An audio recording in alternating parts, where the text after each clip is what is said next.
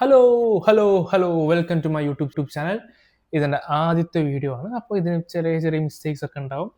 അപ്പോൾ അത് ഞാൻ തിരുത്തി നല്ല അടിപൊളി വീഡിയോസ് ഞാൻ വരും വീഡിയോസിൽ ഇറക്കുന്നതാണ്. ഇത് ഞാൻ ഇന്നലെ ഒരു വള എന്ന് പറഞ്ഞൊരു പടം കണ്ടു. അപ്പോൾ ആ പടത്തിന് കണ്ടപ്പോൾ എനിക്ക് തോന്നിയതും എനിക്ക് ആ പടം കണ്ടിട്ട് ഫീൽ ആയതും ഒരു ഒപ്പീനിയൻ വീഡിയോ ആണ്. ഒരിക്കലും ഇത് റിവ്യൂ വീഡിയോ അല്ല, സ്പോയിലർ ആയിരിക്കും വീഡിയോ. ഇപ്പോൾ സിനിമ കാണാത്ത ആരെങ്കിലും വീഡിയോ കാണുന്നുണ്ടെങ്കിൽ സിനിമ കണ്ടതിന് ശേഷം മാത്രം ഈ വീഡിയോ കാണണ്ട. സോ സിനിമയെക്കുറിച്ച് പറയുകയാണെങ്കിൽ ഞാൻ ഈ പടം കാണാനുള്ള കാരണം ഇതിന് കിട്ടിയ നല്ല നല്ല റിവ്യൂസും എല്ലാം തന്നെയാണ്. അങ്ങനെ ഈ നല്ല റിവ്യൂസും ബുക്ക് മൈ ഷോയിലെ റേറ്റിംഗും കണ്ട് ഞാൻ ഈ പടത്തിന് അമ്മയും അച്ഛനായിട്ട് പോയി. സിനിമയുടെ സ്റ്റാർട്ടിങ് തന്നെ നമ്മുടെ ജാഫർ ഇടുക്കിയുടെ വോയിസ് ഓവറിൽ ഒരു ആനിമേഷൻ സീനുണ്ട്. ആ ടൈറ്റിൽ ഒക്കെ കാണിക്കുന്നതും എന്താണ് പടത്തിൻ്റെ മെയിൻ പ്ലോട്ട് എന്നും കാണിക്കുന്ന ഒരു സ്റ്റാർട്ടിങ് സീൻ കണ്ടപ്പോൾ തന്നെ ഞാൻ ഭയങ്കര ഹാപ്പി. ഓക്കെ, ഒരു നല്ലൊരു പ്ലോട്ട്, നല്ലൊരു സ്റ്റാർട്ടിങ്.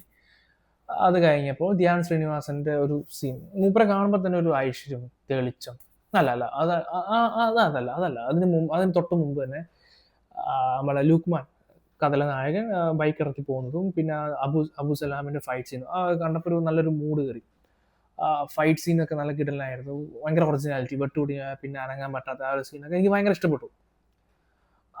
ആ സീൻ കഴിഞ്ഞതിന് ശേഷം ഫ്ലാഷ് ബാക്ക് ഒക്കെയാണ് പടത്തിന് പോകുന്നത്. ഒന്നാമത്തെ കാര്യം, ധ്യാൻ ശ്രീനിവാസന്റെ എനിക്ക് ആ പടം ഇങ്ങനെ നല്ല ഹൈ ആയി പോയിക്കൊണ്ടിരിക്കുമ്പോൾ ധ്യാൻ ശ്രീനിവാസന്റെ കല്യാണം കഴിഞ്ഞ് ഫസ്റ്റ് നൈറ്റ് സീൻ എത്തിയപ്പോൾ പടം ഒരു സ്ട്രേറ്റ് ലൈൻ പോലെ. ഫോർ എക്സാമ്പിൾ നമുക്കെന്നല്ല, എനിക്ക് എൻ്റെ കാര്യമാണല്ലോ പറയുന്നത്.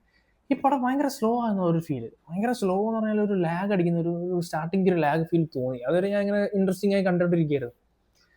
ഓക്കെ, ആ ഒരു സീനിന് പറ്റിയതായിരിക്കും ഓക്കെ എന്ന് പറഞ്ഞിരുന്നത്. പക്ഷേ പടം പിന്നെയാണെങ്കിൽ മനസ്സിലായി പടം മുന്നോട്ട് പോകുമ്പോഴും ലാഗാണ്.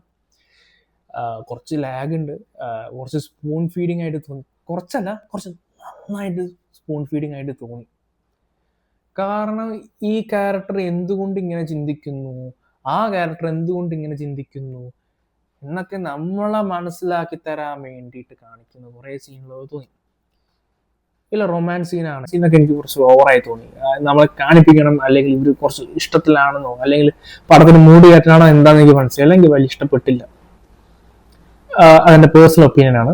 ഈ റിയലിസ്റ്റിക് ഞാൻ പറഞ്ഞ സീൻ എന്ന് പറഞ്ഞെങ്കിൽ ഇതിലെ നായിക തമ്പുരാട്ടിയാണ്, നോൺ വെജിറ്റേറിയൻ അല്ല, വെജിറ്റേറിയൻ ആണ്. അപ്പൊ മൂപ്പത്തിക്ക് പൂനാരങ്ങ പിടിച്ചിരിക്കുന്ന സീനൊക്കെ ആരും അങ്ങനെ ശ്രദ്ധിക്കില്ല. അത് ഭയങ്കര ഡീറ്റെയിലിംഗ് ആയ സീനാണ്. മൂപ്പത്തി പൂനാരങ്ങ പിടിച്ച് ഇരിക്കുന്നുണ്ട്, കാരണം മൂപ്പത്തിക്ക് ഇവിടുത്തെ മീനിന്റെ മണമൊന്നും പറ്റത്തില്ല. സോ അങ്ങനെ കാര്യങ്ങളൊക്കെ വെച്ച് നോക്കുമ്പോൾ ഭയങ്കര റിയലിസ്റ്റിക് ആണ്. അഭിനയിക്കുന്നവരൊക്കെ നല്ല രീതിയിൽ തന്നെയാണ് പോകുന്നത്.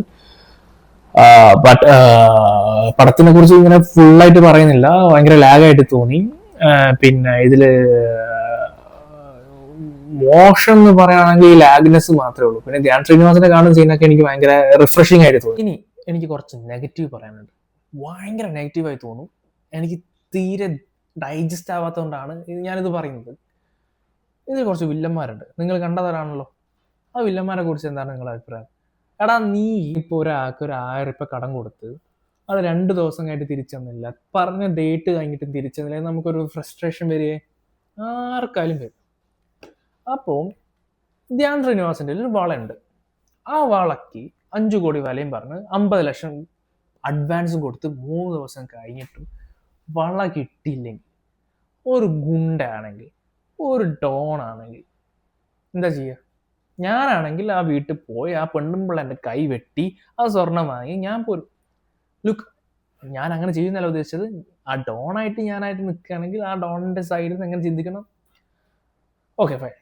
സിനിമേൻ്റെ ആവശ്യത്തിന് വേണ്ടിയിട്ട് ആ കഥാപാത്രം ഒരു മൊണ്ണ ഡോൺ ആയിക്കോട്ടെ, അത് ആ വഴിക്ക് അങ്ങ് പോട്ടെ. എനിക്ക് തീരെ കുറച്ച് ക്രിഞ്ചായി തോന്നിയൊരു സീൻ എന്ന് പറയുകയാണെങ്കിൽ, ഇവർ ഈ വീട്ടിൽ IPS കാരൻ്റെ വീട്ടിൽ കക്കാൻ കയറുന്ന ഒരു സീനുണ്ട്. ഈ റൊണാൾഡോൻ്റെയും മെസ്സിൻ്റെ ഒക്കെ മാസ്ക് ഒക്കെ ഇട്ട്. അറിയില്ല, ഫുട്ബോൾ ഫാൻസിന് ചിലപ്പോൾ അത് റൊമാൻസിഫിക്കേഷൻ ആവും. ഞാൻ ഫുട്ബോൾ ഫാൻ അല്ലാത്തതുകൊണ്ടായിരിക്കാം എനിക്കത് അത്ര ക്ലിക്ക് ആയിട്ടില്ല. അവിടെ ഒരു അപ്പൂപ്പനൊക്കെ കിടക്കുന്നുണ്ട്. അപ്പൂപ്പൻ കിടക്കുന്നതുകൊണ്ട് അയാൾ എണീക്കാൻ പാടില്ല എന്ന് പറഞ്ഞിട്ട് ഇവർ മെല്ലനെ തല്ലുകൂടുന്ന പറഞ്ഞിട്ട് താഴോട്ടൊക്കെ ഇറങ്ങിയിട്ട് പിന്നെ കിട്ടില്ല തല്ല്. വളരെ തെറിയുന്ന അത് ചാടി പിടിക്കുന്നു. അവിടുന്ന് ആണ് നമ്മൾ അവസാനമായിട്ട് ധ്യാനെ കാണുക.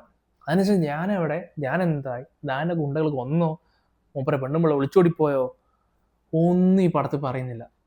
എനിക്ക് ഈ പടം 2 മണിക്കൂർ പടം എനിക്കൊരു 3 മണിക്കൂറാണ് ഫീലായ പടം കണ്ടപ്പോൾ. അത്രയും നേരം ഞാൻ കഷ്ടപ്പെട്ടിരുന്ന് പടം കണ്ടിട്ട് ഈ ധ്യാൻ എവിടെ പോയി എന്ന് അറിയാത്തതിൻ്റെ ഒരു വിഷമമുണ്ട്. പടം കഴിഞ്ഞ് വീട്ടിൽ വരുമ്പോൾ ഞാനിങ്ങനെ അല്ല ഞാൻ ധ്യാനം എവിടെ പോയി, ധ്യാന തട്ടിയോ, ധ്യാന കൊണ്ടുപോയോ, ധ്യാന സ്വർണ്ണം കൊടുത്തതാണോ, ഒന്നും നമുക്ക് മനസ്സിലാവില്ല. അത് കഴിഞ്ഞ് പടത്തിനെ കുറിച്ച് എനിക്ക് ഇത്രേ പറയുള്ളൂ. തിയേറ്ററിൽ പോയി കാണണം നിങ്ങൾക്ക് അത്രയ്ക്ക് ആഗ്രഹം ഉണ്ടെങ്കിൽ പോയി കണ്ടോ. എന്നോട് ചോദിക്കുകയാണെങ്കിൽ പൊന്നു മക്കളെ OTT പോയി കണ്ടോ. OTT കാണണമെങ്കിൽ നിങ്ങൾക്ക് ഇഷ്ടപ്പെടാത്ത ഭാഗം കുറച്ച് ഫാസ്റ്റെങ്കിലും അടിച്ച് കാണാം. അവിടെ ഇരുന്നിട്ട് അങ്ങനെ ഇപ്പൊ തീരും എടാ വളയൻ്റെ ഒരു പേരും പറഞ്ഞൊരു പടമാണ് പടം.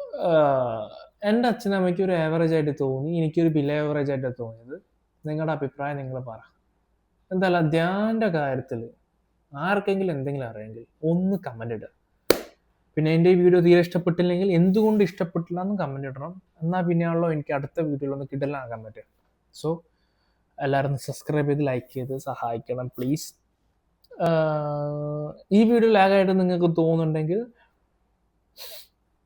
അടുത്ത വീഡിയോ ഫാസ്റ്റ് ആക്കാൻ പറ്റും നോക്കാം. So thank you, bye bye.